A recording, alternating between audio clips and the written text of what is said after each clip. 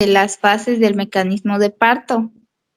Nuestro grupo está integrado por los alumnos Aguilar Balán Leni Stephanie, Aguilar Camal Noé de Jesús, Canchen Noni Ciela Esmeralda y Pérez Q Paula Monserrat. Bueno, a manera de introducción, en este tema les hablaremos de los cambios de posiciones cardinales a la hora del parto, ya que es un tema muy importante, pues esto ayudará a la hora que el bebé nazca en la zona vaginal sin riesgos y salga bien. Les explicaremos cada uno de estos movimientos porque son muy importantes conocerlos a la hora de la práctica. Pasamos a la definición. Para dar comienzo a la exposición, empezaremos con lo que es la definición de los cambios posicionales. Pues el feto está en cierta posición, por lo cual estos movimientos ayudan a que el nacimiento del producto sea mucho más seguro, de alguna forma, para decirlo de alguna forma. Los cambios posicionales en la presentación del feto que se requiere para su traslado dentro del conducto pélvico constituyen los mecanismos del trabajo de parto. Los movimientos cardinales se refieren a los cambios de posición en la cabeza del bebé durante su paso por el canal del parto.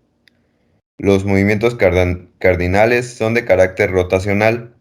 De ese modo, el bebé podrá ir superando las asimetrías propias de la morfología, o sea, de la pelvis de la mamá en relación a su cuerpo. Esto nos quiere decir que la pelvis de la madre, en lo que es el conducto vaginal y todo lo que tiene que ver con pues, el conducto de parto, tiene cierta forma debido a su morfología natural, por lo cual estos movimientos nos ayudarán a que el producto pueda salir pues de una manera mucho más fácil sin que sea dañado su integridad física. Les voy a hablar sobre el encajamiento y el descenso. Aproximadamente en el 8º mes, la parte del bebé de la cabeza del bebé ya se va asomando. Primero por el canal de parto.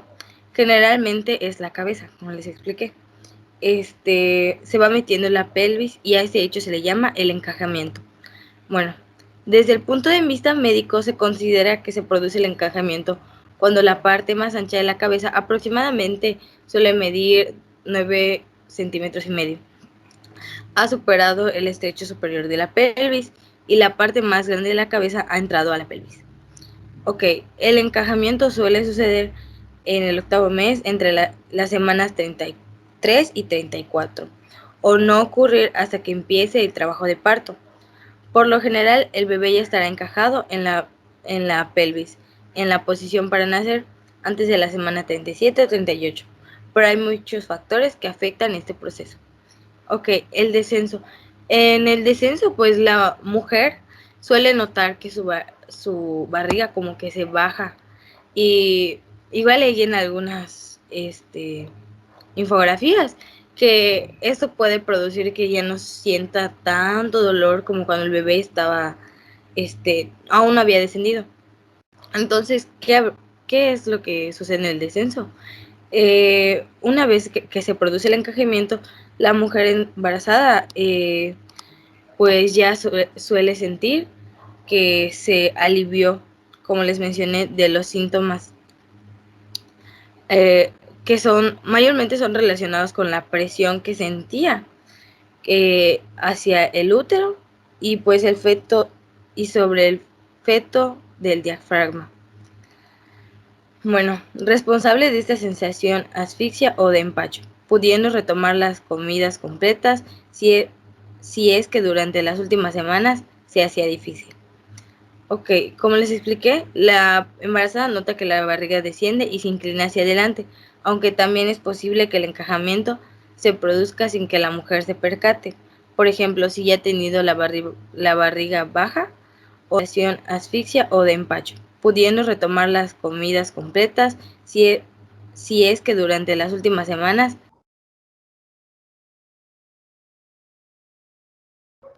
Y bueno, en caso de la flexión, una vez que la cabeza está en descenso y se encuentra en resistencia, ya sea del cuello uterino o de las paredes o pisos pélvicos, hay una flexión de la cabeza normalmente. En este movimiento se desplaza el mentón hasta tener contacto con el tórax fetal y así se cambia el diámetro suboccipitobremático más corto por el diámetro occipital más largo.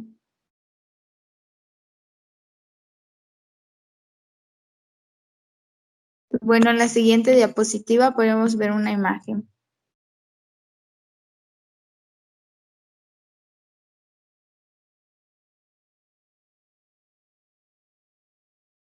Y bueno, pues en esta podemos ver el movimiento de la flexión del parto. Nos dice también que se produce una vez que la cabeza en su descenso encuentra resistencia y es como un efecto de palanca sobre la articulación occipito-atloidea que produce una flexión de la cabeza. Mediante este movimiento el feto sustituye el diámetro occipitofrontal de 11.5 centímetros por el suboccipitobregmático de 9.5 centímetros y el feto se estira y desaparece la convexividad dorsal y las extremidades se acercan al cuerpo.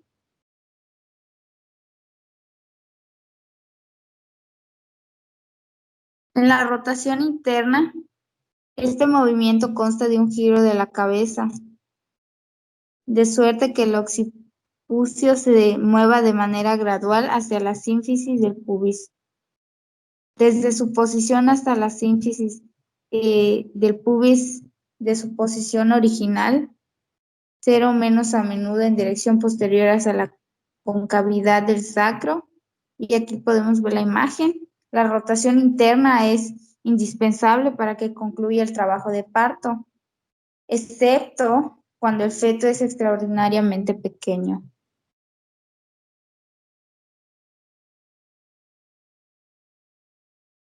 Y bueno, pues aquí hay un dato, dice Calkins en 1939 estudió a más de 5.000 mujeres en trabajo de parto hasta el momento de la rotación interna y concluyó que en casi 66% la rotación interna concluye en el momento en que la cabeza alcanza el piso pélvico. En casi 25% la rotación interna concluye muy poco después de que la cabeza alcanza el piso pélvico y en casi 5% no ocurre rotación anterior. Cuando la cabeza no ha rotado para alcanzar el piso pélvico, suele hacerlo durante las siguientes 1 o 2 contracciones multíparas. En nulíparas, la rotación suele ocurrir durante las siguientes 3 a 5 contracciones.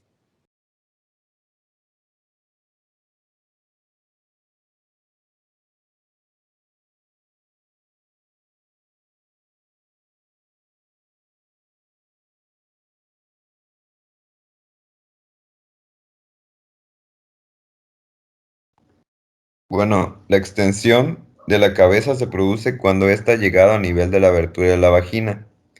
En este momento, la base del hueso occipital del cráneo del feto está al nivel del hueso del pubis y el canal de parto se curva hacia arriba. En ese momento, la cabeza fetal sale al exterior. Externa. Bueno, las contracciones uterinas y los pujos maternos impulsan a los hombros que han venido descendiendo en el diámetro transverso de la pelvis a efectuar su rotación interna de tal modo que un hombro se ubica debajo de la arcada del pubis, que es el anterior, y el otro en la horquilla vulvar posterior. Bueno, la rotación externa de la cabeza restitución se realiza hacia el mismo lado que ocurrió su descenso por el canal de parto, debido a que es el lado donde se encuentra el dorso fetal. Si la presentación era izquierda, el occipucio rotará hacia la tuberosidad isquiática izquierda y viceversa. Quien atiende el parto ayuda suavemente al feto en su rotación cefálica externa para colaborar a la rotación interna de los hombros. La rotación externa, pues es básicamente eso, cuando el bebé ya está para salir, y en ese procedimiento, como les expliqué, mayormente el personal tiene que ayudar al bebé para que ese trabajo sea pues más fácil. Continuamos con el tema de expulsión, el cual aparece detrás de la rotación externa, es decir, en cuanto empieza la salida de la cabeza y aparece el hombro anterior bajo y la sínfisis del pubis, y el perineo pronto se desciende por la presencia del hombro posterior, y es ahí cuando después del nacimiento de los hombros, el resto del cuerpo sale rápido hacia el exterior. Siguiente. Continuamos con las etapas de parto, las cuales se dividen en tres, la cual es dilatación, que es el primer periodo, la salida del feto o expulsión, y el último que es alumbramiento. Siguiente. Siguiente. Bueno, vamos a ver detalladamente cada una de estas. Empezamos con el periodo de dilatación, el cual se inicia cuando las contracciones uterinas son bastante intensas, al igual duraderas y frecuentes, para dar paso al afinamiento y dilatación del cérvix. Tratándose del primer embarazo de la mujer, esto tiene lugar antes de que empiece la dilatación. Cuando es una mujer ya de multigestante, ambos fenómenos se dan en forma instantánea, es decir, que tanto el afinamiento y la dilatación se presentan. Al culminar el proceso de afinamiento o borradura, como también lo conocen, del cérvix, el grosor de este órgano ha disminuido 2 centímetros, es decir, tiene el grosor de un globo o de una hoja de papel. Dicho proceso se mide en porcentajes. Si el médico le dice, por ejemplo, a la parturienta que está borrada en 50%, eso significa que el grosor de su cérvix es de 1 centímetro, poco más o menos, aproximadamente. Cuando el agrandamiento del cérvix alcanza los 10 centímetros, que es la anchura adecuada para que el feto pase, se ha concluido lo que es la dilatación. Esta se debe a que la presión de las contracciones uterinas empujan el saco amniótico o la cabeza del bebé para encajarla dentro del cérvix. Bueno, este primer periodo, en lo general, tiene una duración de 13 horas y posteriores gestaciones de 8 horas. Es decir, en las primeras, o sea, que son de primer bebé, aproximadamente duran 13 horas, y cuando son multipáridas son 8 horas aproximadamente.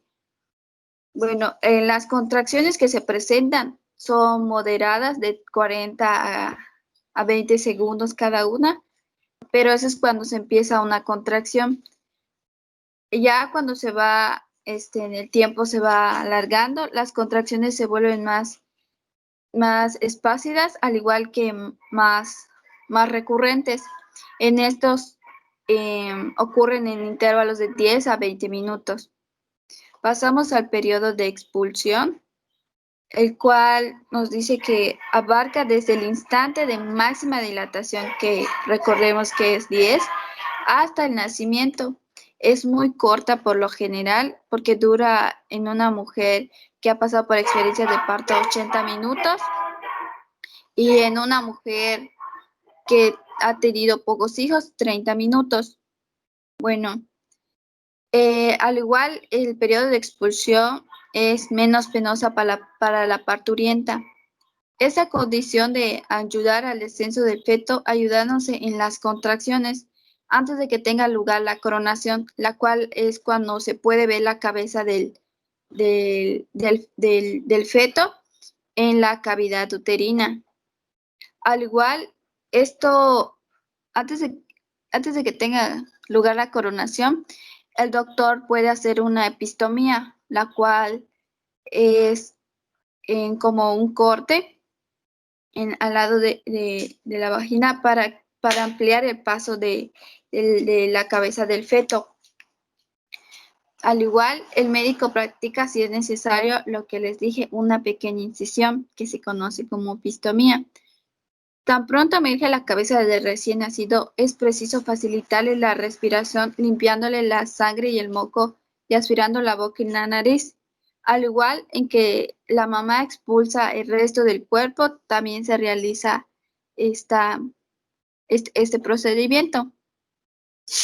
El recién nacido se debe de sostener debajo del nivel del cuerpo de la madre y se repite lo que es la aspiración de la boca y la nariz.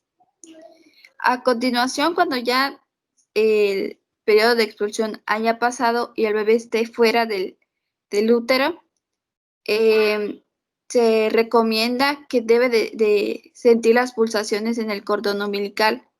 En el cordón umbilical se debe de atar o con pinzas y se procede a cortarlo unos 3 centímetros por arriba del cuerpo del niño. Pasamos al periodo de alumbramiento. El periodo de alumbramiento acaece enseguida del nacer el niño. En ese instante la placenta se separa de la pared uterina y se expulsa junto con las membranas faltantes. Normalmente el alumbramiento requiere solo de 10 a 12 minutos. Si se quedan residuos de placenta o membranas en el útero, esto puede causar una infección si no se saca a tiempo. Bueno, hagamos como una recapitulación. Recordemos que el periodo de dilatación es cuando el cervix o el útero se va dilatando para hacer entrada de lo que es el feto. El periodo de expulsión ya es cuando ahí aparece lo que es la coronación, que recordemos que es cuando se ve la cabeza del niño por la cavidad uterina y seguido de pues lo que es la expulsión de su resto del cuerpo. Cuando sucede esto, da continuidad al periodo de alumbramiento, el cual veámoslos como la expulsión de las membranas de lo que son las membranas que faltan, como es la placenta, el resto del cordón umbilical, etcétera. Siguiente. Bueno, aquí una imagen mostrándole lo que es la epistomía que se puede realizar tanto a los lados de lo que es la cavidad vaginal para permitir el paso del recién nacido, del feto. Siguiente. Bueno, seguimos con las intervenciones de enfermería. En la valoración de inicio, el trabajo de parto verdadero se debe interrogar sobre la percepción de contracciones uterinas, si son dolorosas, la intensidad, la frecuencia que estos pasan, y así como sobre la expulsión de la mucosidad, líquido o sangre a través de los genitales. Por ejemplo, lo que es el tampón vaginal, preguntarle si es que ya fue expulsado y etcétera. Al igual es muy importante tener o tomar los signos vitales, la presión arterial, la temperatura, al igual efectuar palpación abdominal, la medición de la altura uterina, la presentación fetal, así como el tacto vaginal para evaluar la presentación o esto también sirve para lo que es evaluar cómo está viniendo o cómo está acomodado el feto. Al igual, hay que hacer una presentación de la variedad de la posición, lo que les decía, grados de encajamiento y proporción cefálico-pélvica, dilatación, aborramiento, lo que les comenté, y posición del cuello uterino, además de evaluar características de membranas amnióticas. Siguiente. Yo les voy a hablar sobre ese punto. Durante el trabajo de parto se puede permitir la ingesta de líquidos a la paciente. Eso es muy importante, solamente líquidos, no sólidos, de acuerdo a sus necesidades, lo que pues ella necesite. También se proporcionará deambulación alternada con reposo en posición sentada o de pie, siempre y cuando el establecimiento para la atención médica cuente con el espacio suficiente y seguro. Esto es muy importante. No le podemos proporcionar la deambulación a la paciente si en realidad puede haber un gran riesgo de caídas y así solamente estuviésemos afectando la salud de la paciente. Bueno,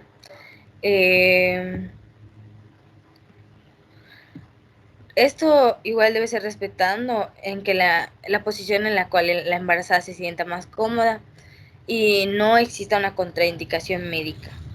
Si la madre escoge recostarse, deberá recomendarse al decúbito lateral izquierdo y para prevenir hipotensión materna y riesgo de hipoxia fetal. La hipotensión es cuando tienen la presión arterial baja. Esto puede causar desmayos y mareos. Y la hipoxia es cuando no tienen suficiente oxígeno en los tejidos. Ya va la siguiente, Pau.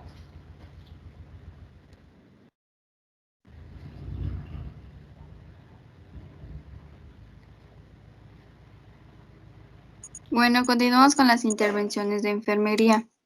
Bueno, la prescripción de analgésicos, sedantes y anestesia durante el trabajo de partos se realiza según el criterio del médico, si es necesario que la paciente lo tenga o puede aguantar, digamos, el dolor, basado en evidencias y con atención personalizada previa información y autorización claramente de la paciente. A la recepción de la embarazada en trabajo de parto, la tricotomía pulvoperinal y la aplicación de enema evacuante no será de aplicación obligatoria, excepto en los casos que por indicación médica, pues así se requiera. Asimismo, se debe reducir el número de tactos vaginales, ya que puede causar o podemos, lo que es, em, lo que es en conformidad a la mujer. Al igual, asimismo, se debe reducir. En todo caso, la mujer que debe ser informada previamente y debe existir una nota médica en el expediente médico, se recomienda realizar epistomía de manera selectiva dependiendo de la valoración clínica, lo que les había comentado. Siempre debemos de tener la consideración o lo que es, debemos de tener a nuestro paciente informado y que nos autorice los procedimientos pertinentes. Siguiente. Bueno, a este punto debemos de tener en consideración dos definiciones muy claras. Lo que es el nacimiento, que se puede considerar como la expulsión completa o extracción del organismo materno del producto de la concepción. Es decir, cuando se produce, cuando es como la etapa de expulsión, pero pues se le puede conocer como nacimiento.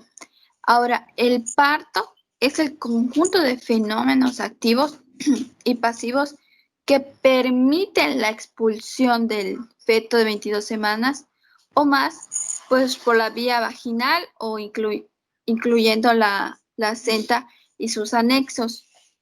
En el parto normal o eutóxico es el que termina con la expulsión espontánea de un feto viable y de sus anexos, sin que se presenten alteraciones a lo largo de su evolución.